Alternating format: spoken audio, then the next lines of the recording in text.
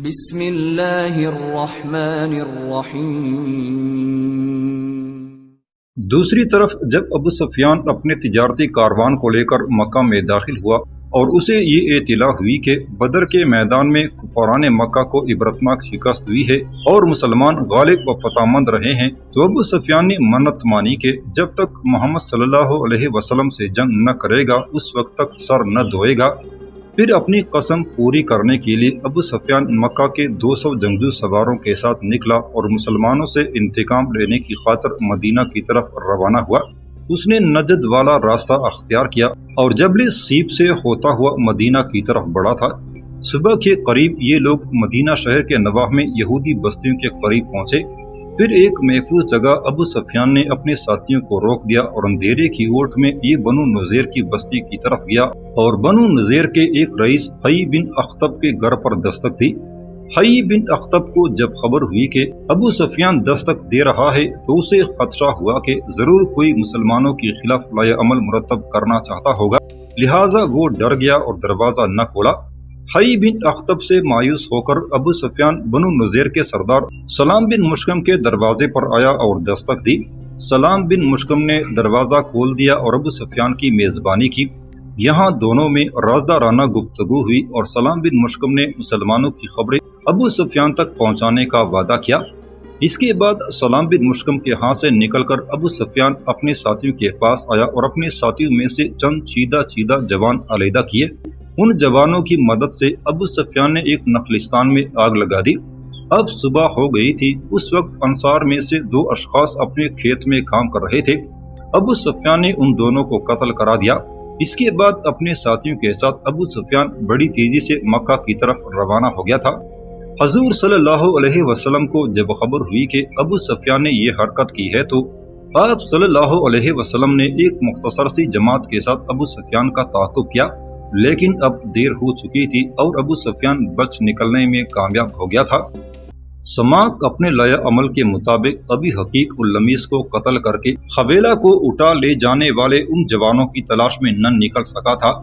ایک تو ابو سفیان کے اس حادثے کے باعث اسے حضور صلی اللہ علیہ وسلم کے ساتھ نکلنا پڑا تھا، دوسرے ان دنوں یہودیوں کے قبیلے بنو قینقاع کا واقعہ پیش آیا۔ ہوا یوں کہ ایک مسلمان عورت اپنا کچھ سامان بیچنے بنی قینقاع کے بازار میں گئی۔ ایک سنار کے پاس اس نے اپنا سامان بیچ دیا۔ اس موقع پر اس یہودی سنار نے اس مسلمان خاتون کو اپنا چہرہ بے نقاب کرنے کو کہا۔ جب اس خاتون نے ایسا کرنے سے انکار کر دیا تو اس یہودی نے اس خاتون سے یہ شرارت کی کہ جس پلو سے اس نے اپنا چہرہ ڈانپ رکھا تھا اس خاتون کی نظر بچا کر اس نے اس کا دوسرا پلو اس کی پشت پر اس نشست کے ساتھ باندھ دیا جس پر وہ بیٹھی ہوئی تھی۔ جب وہ اپنے سامان کا معاملہ طے کر کے وہ خاتون اٹھنے لگی تو پلو پشت کی طرف بندھا ہونے کی وجہ سے وہ چادر ہی اس کے سر سے اتر گئی جس سے اس نے اپنے آپ کو ڈانپ رکھا تھا۔ اس طرح اس کا چہرہ ننگا ہو گیا۔ اس موقع پر شرارت کرنے والے یہودی نے زوردار قہقہہ لگایا اور وہاں پر جو دوسرے یہودی بیٹھے ہوئے تھے انہوں نے بھی اس عورت کی ہنسی اڑائی اور ٹھٹا مذاق کیا۔ اس موقع پر ایک مسلمان جوان بھی وہاں کھڑا تھا۔ اس نے جب دیکھا کہ اس یہودی سنار نے ایک مسلمان خاتون کے ساتھ ایسی بدتمیزی کی ہے تو وہ اس مکروہ فعل کو برداشت نہ کر سکا۔ اس خاتون کے ساتھ شرارت کرنے والی یہودی پر وہ حملہ آور ہوا اور اس کی گردن کاٹ کر رکھ دی۔ ایسا ہونے کے بعد بنی قینقاع کے یہودی بھوکے گدھوں اور ہوس پرست بھیڑیوں کی طرح اس مسلمان جوان پر ٹوٹ پڑے اور پے در پے اس پر حملے کر کے اسے شہید کر دیا۔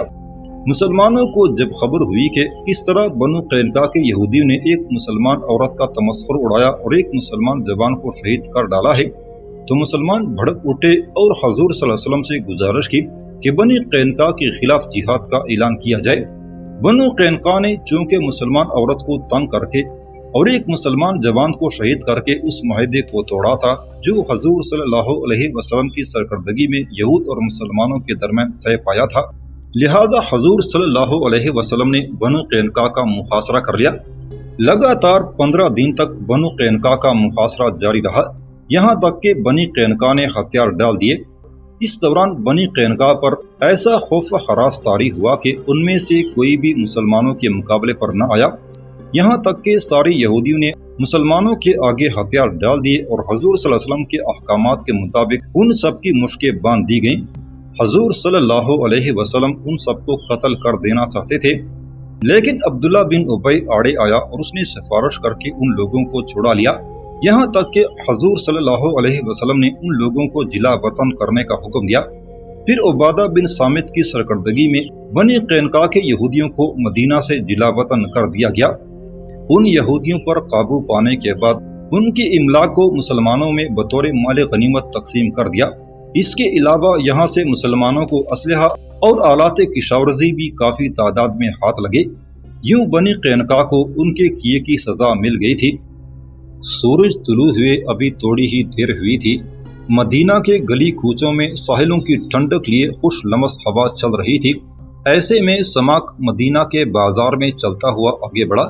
اس کے ہاتھ میں وہ مہمیز اور رکاب تھی جن کی مدد سے وہ ان 6 جوانوں کا پتہ لگانا چاہتا تھا جو ابھی حقیق و لمیس کو قتل کر کے حویلہ کو اٹھا کر لے گئے تھے۔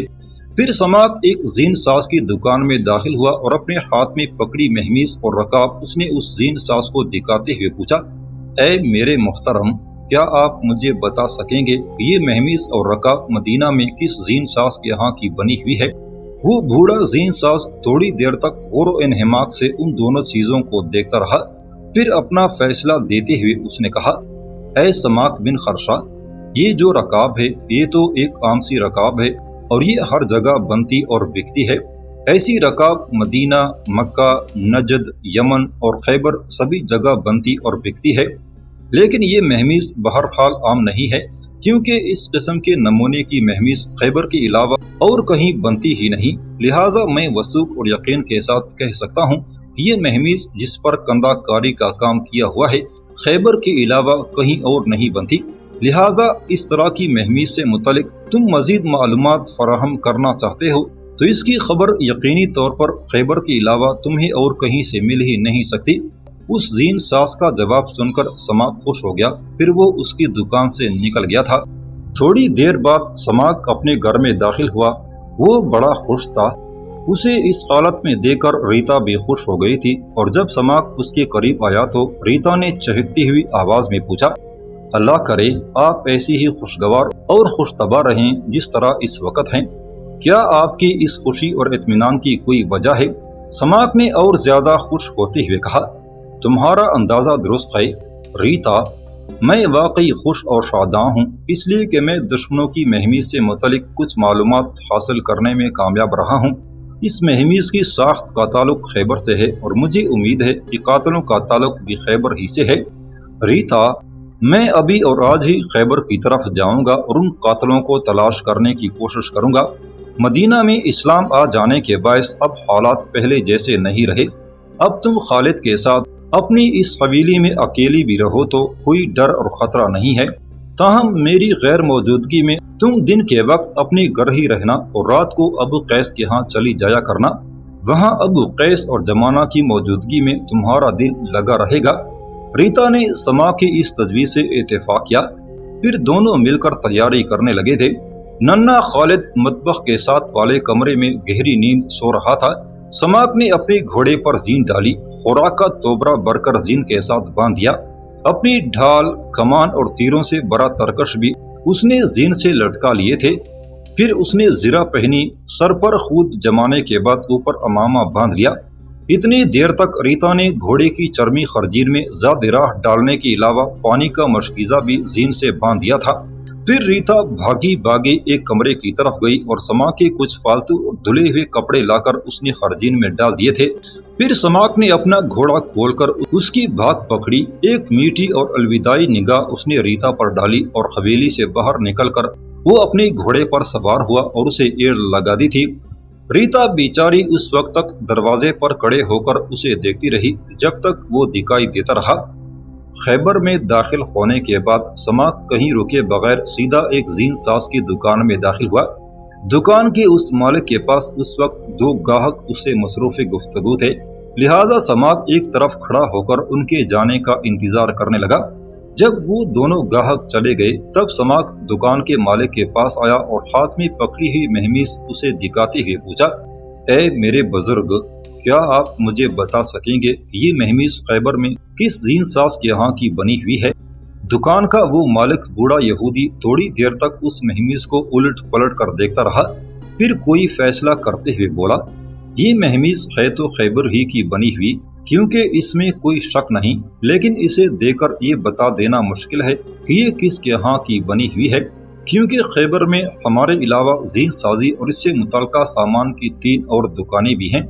پھر اس بوڑھے یہودی نے ذرا غور سے سماع کی طرف دیکھا اور دوبارہ بولا، تم مجھے اجنبی اور دور سے آئے ہوئے لگتے ہو، اور شاید میں یہ اندازہ لگانے میں حق بجانب ہوں کہ اس مہمیز کے مالک نے کوئی جرم کیا ہے جس کی بنا پر تمہیں اس کی تلاش ہے۔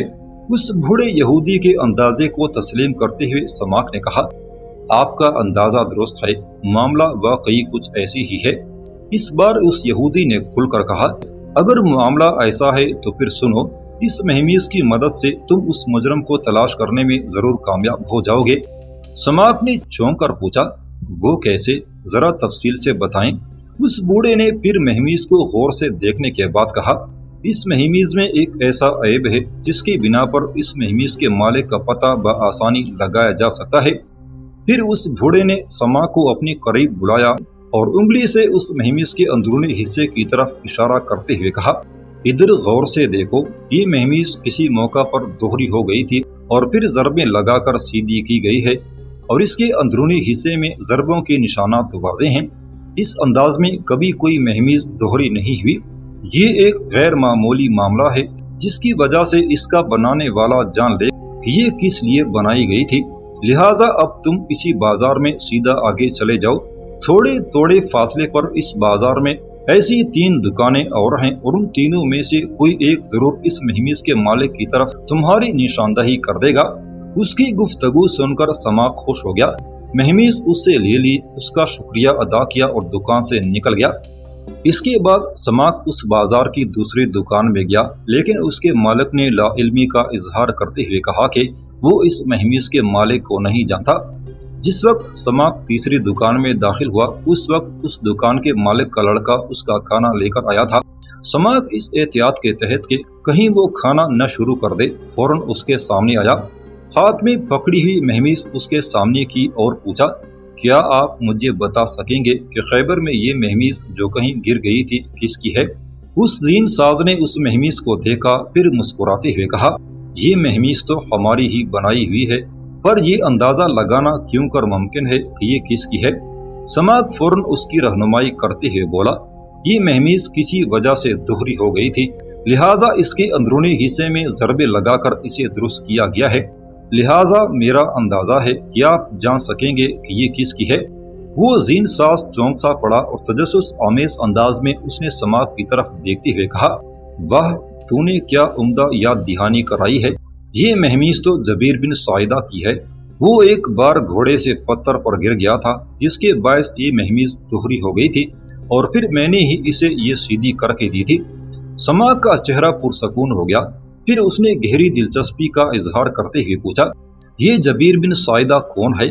اس زین ساز نے غور سے سماع کی طرف دیکھتے ہوئے کہا، یہ جبیر بن سعیدہ ایک پرجوش یہودی نوجوان ہے، یہ عجیب جانبازی و فدا کاری کا مظاہرہ کرنے والا نوجوان ہے، یہ عقل و فکر، خیالات اور ایجاری صلاحیتوں کے قفل کھول دینے والا نوجوان ہے، لیکن اس کے ساتھ ساتھ اخلاق و سیرت کا کچھ اچھا نہیں، فوراً منفی مقاصد اور تحریص دنیا میں مبتلا ہو جانے والا نوجوان ہے۔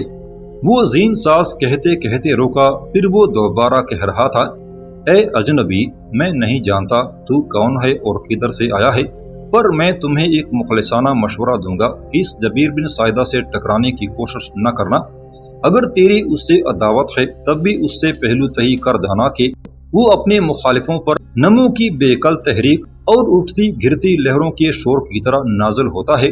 سماع نے مسکراتے ہوئے کہا، اے میرے بزرگ، تو غلط سمجھا ہے، وہ اس جبیر بن سعیدہ سے میری کوئی دشمنی نہیں، پر تو اس کی ایسے تعریف کر رہا ہے گویا وہ انسان نہیں، کوئی مافوق البشریت مخلوق ہو۔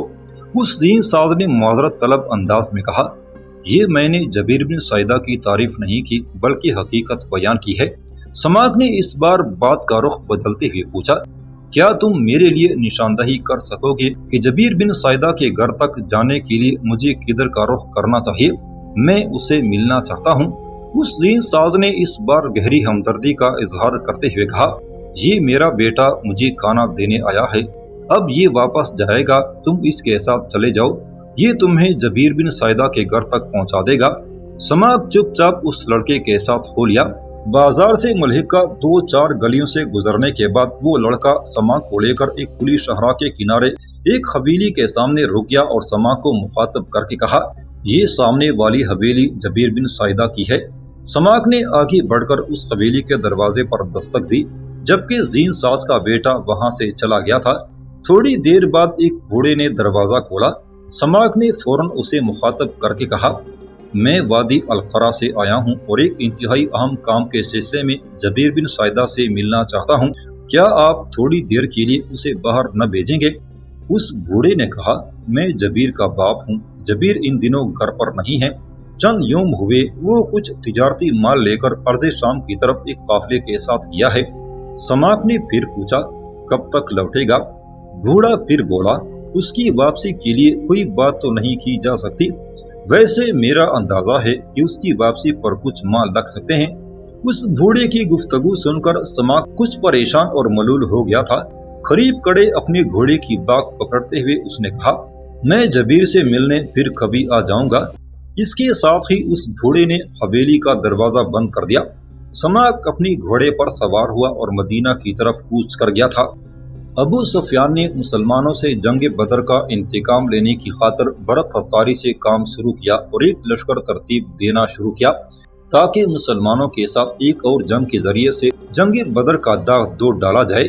اس نے مکہ کے گرد و نواح کے قبائل کو بھی اس جنگ میں شامل ہونے کی ترغیب دی، یہاں تک کہ اس نے مکہ کے بہترین شاعر ابو العزا کو بنو کنانہ کی طرف روانہ کیا تاکہ یہ اپنی اشعار کے ذریعے سے بنو کنانہ کو مسلمانوں کے خلاف جنگ پر اکسائے۔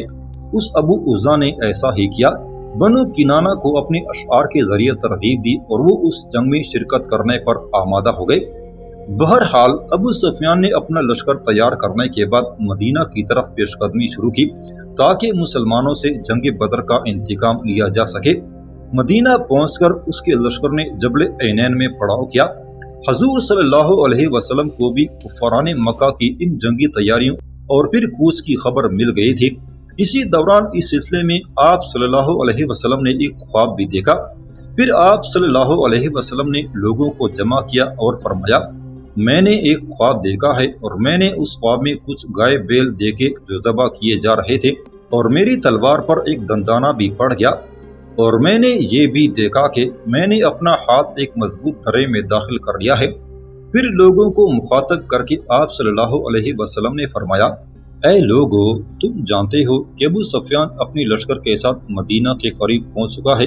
اگر تمہاری رائے یہ ہو کہ ہم لوگ مدینہ میں ٹھہریں اور کفار نے جس جگہ پڑاؤ کر رکھا ہے وہ وہیں پڑے رہیں تو یہ بات خود ان کے لیے ٹھیک نہ ہوگی، کیونکہ انہوں نے بہت غلط مقام پر پڑاؤ کیا ہے۔ پھر وہ اگر آگے بڑھ کر شہر پر حملہ آور ہوتے ہیں تو ہم اپنا دفاع کر سکیں گے۔ منافقین کے سردار عبداللہ بن ابی نے کھلی طور پر حضور صلی اللہ علیہ وسلم کی اس رائے سے اتفاق کیا کہ مدینہ میں رہ کر کفاران مکہ کا مقابلہ کیا جائے، لیکن وہ مسلمان جو کسی وجہ سے جنگ بدر میں حصہ نہ لے سکے تھے، انہوں نے اصرار کیا کہ شہر سے باہر نکل کر دشمن کا مقابلہ کیا جائے تاکہ کفار یہ خیال نہ کریں کہ ہم بزدلی یا کمزوری کا مظاہرہ کرتے ہوئے شہر میں محصور ہو گئے ہیں۔ اس تجویز کے خلاف عبداللہ بن ابی نے بولتے ہوئے کہا، یا رسول اللہ صلی اللہ علیہ وسلم، مدینہ میں ٹھہر کر مقابلہ کرنا ہی درست ہے، باہر نکل کر حملہ نہ کیجیے۔ میں جانتا ہوں کہ جب کبھی بھی مدینہ سے باہر نکل کر غنیم پر حملہ کیا گیا تو شکست ہی کا منہ دیکھنا پڑا، اور جب مدینہ پر حملہ ہوا تو اس نے شکست کھائی، اس لیے کفاران مکہ کو ان کی حالت پر چھوڑ دیجیے۔ اگر وہ اپنی جگہ پڑاؤ ڈالے رہے تو وہ جگہ خود ان کے لیے قید خانہ ثابت ہوگی، اور اگر انہوں نے مدینہ میں داخل ہو کر حملہ کرنے کی کوشش کی تو مرد ان سے زوردار مقابلہ کریں گے، جبکہ عورتیں اور بچے چھتوں سے ان پر پتھر برسائیں گے۔ ایسی صورت میں انہیں ناکام و نامراد لوٹنا پڑے گا۔ حضور صلی اللہ علیہ وسلم خود بھی مدینہ کے اندر رہ کر دفاع کرنے کا ارادہ رکھتے تھے، لیکن لوگوں کے لگاتار اصرار پر کہ دشمن کا باہر نکل کر مقابلہ کیا جائے، حضور صلی اللہ علیہ وسلم جمعہ کی روز دشمن کا مقابلہ کرنے کے لیے اپنی لشکر کے ساتھ مدینہ سے نکلے۔ جس وقت آپ صلی اللہ علیہ وسلم اپنے 1000 کے لشکر کے ساتھ مدینہ سے نکل کر شوط کے مقام پر آئے تو یہاں پر عبداللہ بن ابی نے اپنے ساتھیوں کو مخاطب کر کے کہا، حضور صلی اللہ علیہ وسلم نے دوسروں کی بات مان لی پر میری نہ مانی۔ لوگوں، میں نہیں سمجھ سکا کہ اس طرح ہم اپنے آپ کو موت کا لقمہ کیوں بنائیں۔ غرض جن لوگوں کے دلوں میں شک و شبہ اور نفاق تھا انہوں نے عبداللہ بن ابی کا ساتھ دیا۔ اس طرح ہی ابن ابی لشکر کا تقریباً 1/3 حصہ لے کر علیحدہ ہو گیا اور واپس مدینہ چل دیا۔ اس موقع پر عبداللہ بن عمر بن حرام نے ان منافقین کو مخاطب کر کے کہا، اے میری قوم، میں تمہیں یاد دلاتا ہوں کہ خداوند نے اپنی قوم اور اپنے نبی صلی اللہ علیہ وسلم کو یوں دشمنوں کے نرغے میں چھوڑ کر چلے جانے سے منع فرمایا ہے۔